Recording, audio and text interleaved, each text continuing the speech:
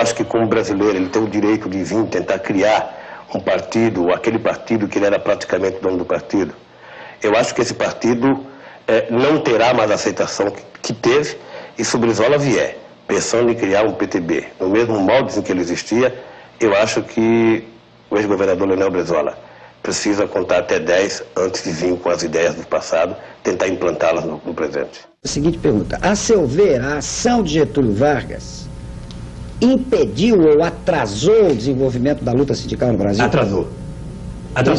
Porque toda vez em que você cria algo de cima para baixo, não permitindo que as coisas surjam de acordo com o nível de organização da própria classe trabalhadora, você, ao tutelar, está freando o desenvolvimento da própria classe trabalhadora. Com isso, qual é o fracasso do Lula? O Lula é um gigantesco fracasso histórico no seguinte sentido: o Lula só descobriu Getúlio Vargas quando a elite colocou um bafinho aqui no ouvido dele. Aí ele começou a buscar uma identidade com o Vargas. Eu sei disso porque eu era militante do PT, fui militante do PT até o primeiro ano do governo Lula, e aí saí. E não saí por mensalão, nada, porque eu não sairia por causa disso.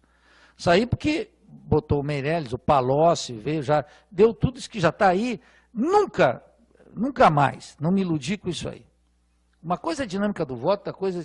Então o que acontece? O Lula só começou a falar em Vargas quando a direita deu uma apertada nele, ele começou a buscar uma identidade com Getúlio Vargas. Nunca Lula, nem Dilma, nem o PT inventou alguma coisa sobre o projeto nacional da sociedade brasileira. Nunca, nem agora, nem nada. Isso não está no horizonte da política. Então, essa é uma questão de fato extremamente delicada, e se não se resolve essa relação, não tem Revolução Brasileira.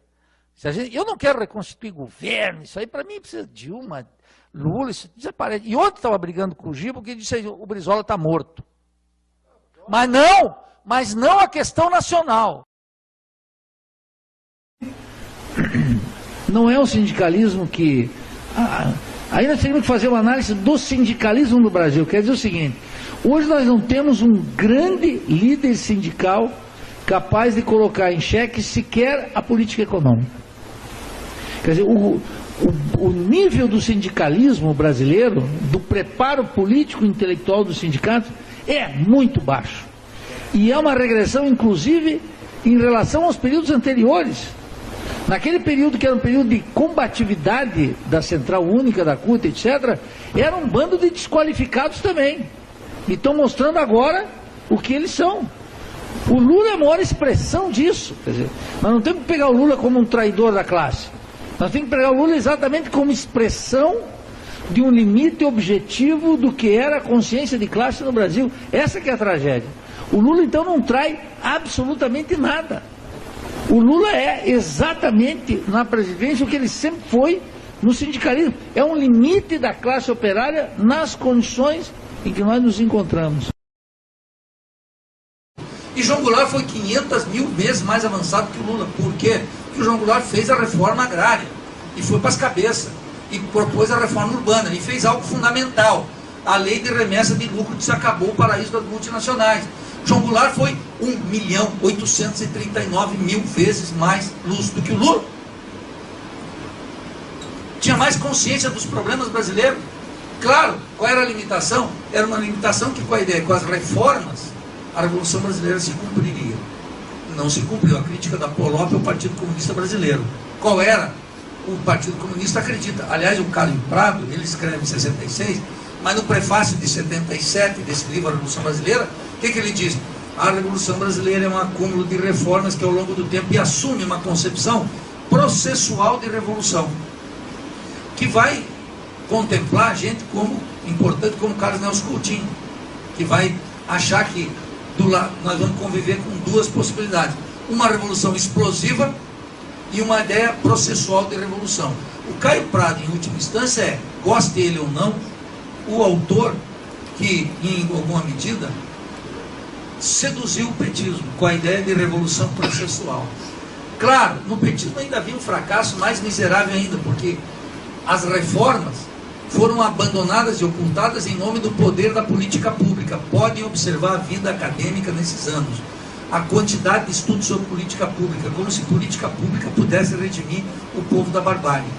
Entrou a política pública e saiu a reflexão sobre o Estado e o caráter de classe do Estado. Entendeu?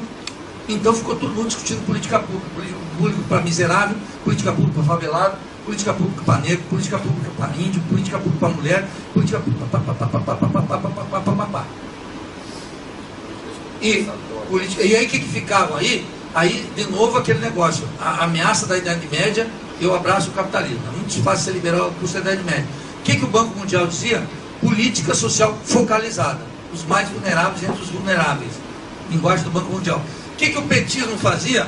Políticas públicas universais, cidadania. Marx, o Manifesto Comunista, todo tem direito à cidade. E começou o discurso liberal de esquerda sobre defesa de cidadania, que é uma coisa miserável, de 8ª categoria.